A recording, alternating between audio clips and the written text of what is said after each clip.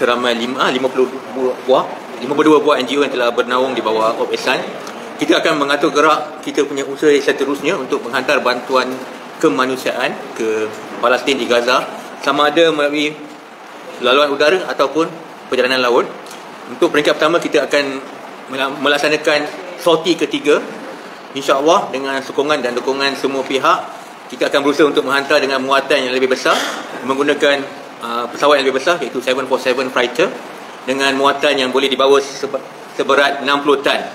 Dan sorti ini akan melibatkan khusus untuk barangan perubatan dan barangan musim sejuk, kerana kita tahu di Gaza sekarang akan beralih ke musim sejuk, dan kita akan mengutamakan kedua-dua barangan ini untuk dalam sorti kita yang ketiga, yang mungkin akan berlepas pada pertengahan bulan Disember. Dan untuk makluman, urusan yang kita akan menghantar di bawah Op Ehsan ini adalah atas dasar G2G, di mana kita akan memaklumkan kepada kerajaan Mesir untuk kelulusan penghantaran, dan seterusnya akan dimaklumkan kepada Persatuan Bulan Sabit Merah untuk memastikan penghantaran barang-barang Malaysia ini teratur dan dipermudah serta dipercepatkan. Seperti yang kita dapati daripada laporan yang kita terima dari lapangan, untuk sorti pertama dan sorti kedua yang melibatkan jumlah barangan 36 tan, kesemua barangan kita telah sampai kepada penduduk Palestin di Gaza tanpa melalui queue yang panjang, di mana kita telah mengikuti semua tata cara yang ditetapkan oleh Bulan Sabit Merah Mesir dan juga OCHA. Inilah urusan yang dilaksanakan di bawah Op Ehsan atas prinsip G2G. We are open to any kind of aircraft, but again, we felt and we, upon our assessment, using the commercial aircraft much neater, much smoother. It's more smoother. Because Royal menggunakan pesawat tentera pun ada dia punya limitation, maybe 20 tan saja untuk satu penerbangan. So adalah lebih baik kita menggunakan pesawat yang lebih besar untuk bawa barangan yang lebih banyak. Bulan 12, ya barangan dah ada, cuma kita memerlukan proses yang panjang untuk repacking, relabeling. Ia melibatkan barang perubatan untuk memastikan barang kita tak ada masalah untuk bila melepasi pintu sepadan di Gaza. Kita telah menepati semua keperluan dan kehendak yang ditetapkan oleh mereka di sana. We hand over to Egyptian Red Crescent. Penerbangan kita daripada KLIA to Al Arish Airport. So Al Arish Airport is lebih kurang about 40 km from Rafah border. Kita land, kita hand over to Red Crescent. Red Crescent akan consolidate bersama-sama bantuan lain juga dan terus masuk ke Rafah. Pengalaman sebelum ni kita hantar pada 3 hari bulan dan melalui pintu Rafah pada lebih kurang 9 hari bulan. Yang barangan kita hantar pada 10 hari bulan, dia melepasi pintu Rafah pada 15 atau 16 hari bulan. Jadi lebih kurang 5 atau 6 hari lebih kurang. Masih lagi di bawah 4 hari lepas humanitarian pause, tapi sebelum tu dia open humanitarian corridor. Dia benda ni pembukaan pintu Rafah ni masih buka, cuma dia punya limitation pula barangan yang kalau ada lori atau apa-apa yang melepasi pintu Rafah tanpa pengetahuan saya, jadi dia akan bom. Jadi yang ini dijelaskan, dia kerajaan Mesir tidak pernah menutup pintu masuk. So it's not about the pembukaan, it's about continuity of the operation, but due to after the conflict ada certain limitation di mana ada sekatan atau ada had berapa banyak lori yang boleh dibenarkan masuk di bawah humanitarian corridor. So saya ingin bentukkan tanggapan, pintu kemasukan Rafah tidak pernah ditutup. So isu pembukaan tu ada salah tafsir.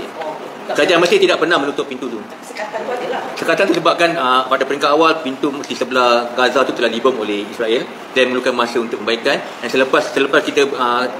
selepas humanitarian corridor telah dibuka, dan adalah urusan untuk penghantaran tapi ada limitation.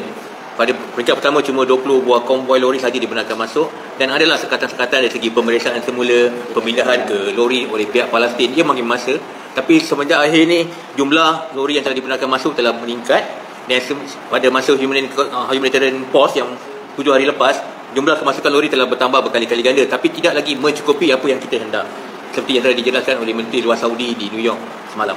If you follow the procedures with the approval from the Egyptian government and going through the only entity which is the Egyptian Red Crescent, I think all arrangement will, kalau melalui kaedah ini, insya-Allah akan melepasi ni. Cuma pemeriksaan semula di pintu masuk Gaza tu mungkin mengambil masa, tapi sekiranya kita ikut peraturan dengan menghantar manifest awal, our labeling is correct and jelas dengan termasuk labeling menggunakan bahasa Arabik, dia akan melepasi checkpoint itu dengan lebih mudah. Dan apa yang kita dapati, maklumat daripada lapangan, kebanyakan barangan kita yang dihantar melalui sorti pertama dan kedua tidak dibuka, sebab kita menepati semua kehendak yang ditetapkan oleh kerajaan Egypt, PBSM dan juga pihak di sana. All request must go through the Foreign Affairs. From there we go to our diplomatic channel untuk mendapatkan kelulusan daripada kerajaan Egypt. So proses dia selalu mengambil masa daripada 5 ke 7 hari, tapi alhamdulillah atas hubungan baik yang telah dijalinkan antara kedua kerajaan, termasuklah selepas lawatan PMX ke Cairo pada 23 Oktober yang lalu, kerajaan Egypt telah memberikan satu treatment, very special treatment, beri layanan khas pada Malaysia,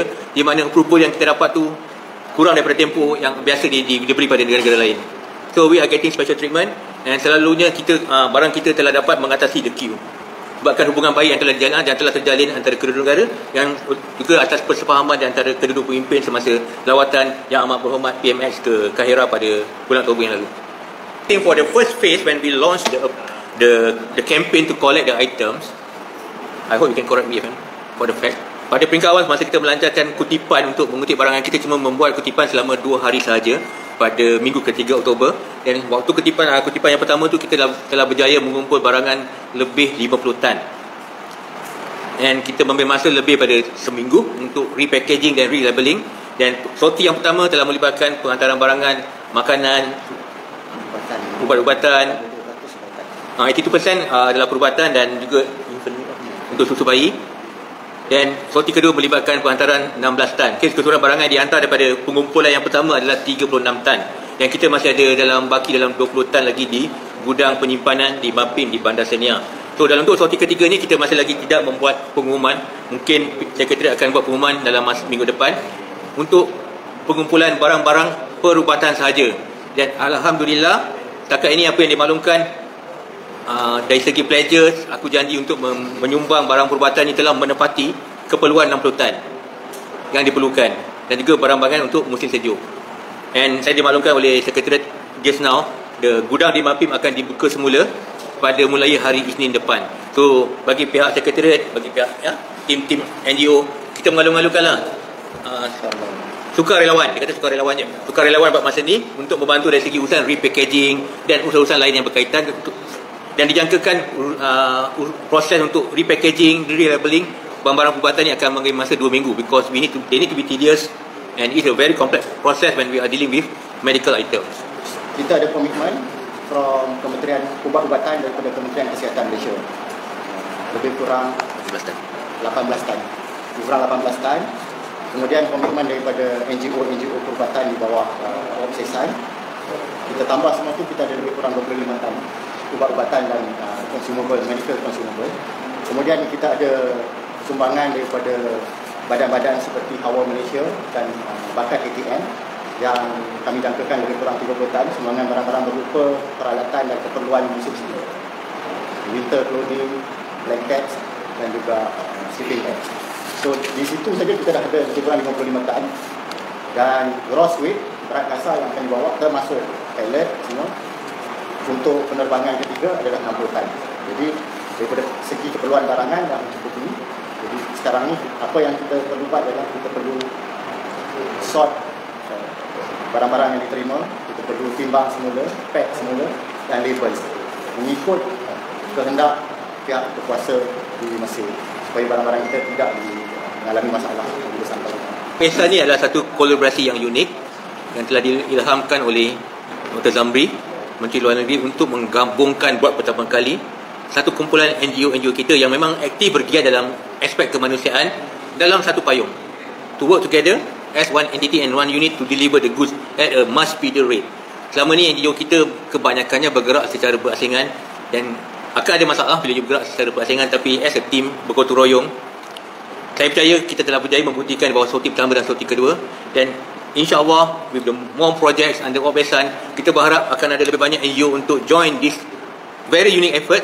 And OPSESAN ini tidak hanya terhad kepada membantu Palestin. OPSESAN ini adalah satu permulaan gerak atur oleh NGO untuk memberi bantuan kemanusiaan kepada semua orang, kepada semua tempat, tak kira masa dan keadaan. Dan ia juga melibatkan urusan kecelakaan yang atau memberi bantuan kepada rakyat Malaysia di Malaysia. And this OPSESAN ini pun akan dibantu oleh kementerian-kementerian lain mengikut dia punya spesifikasi masing-masing. Because kita percaya work together are much better rather than kerajaan bergerak sendiri atau NGO bergerak sendiri. Untuk bantuan kemanusiaan ini, semua pihak perlu bersatu hati, bergerak seiring agar bantuan yang disampaikan adalah lebih cepat dan menepati kehendak mereka yang membutuhkan bantuan. kita adalah keadaan kita mengumpul barangan, tapi apabila sampai ke tempat yang memerlukan, barangan itu tidak boleh digunakan. Ini pernah berlaku sebelum ni, banyak pembelajaran, and I think this Ihsan is trying very much to prevent this kind of wastage.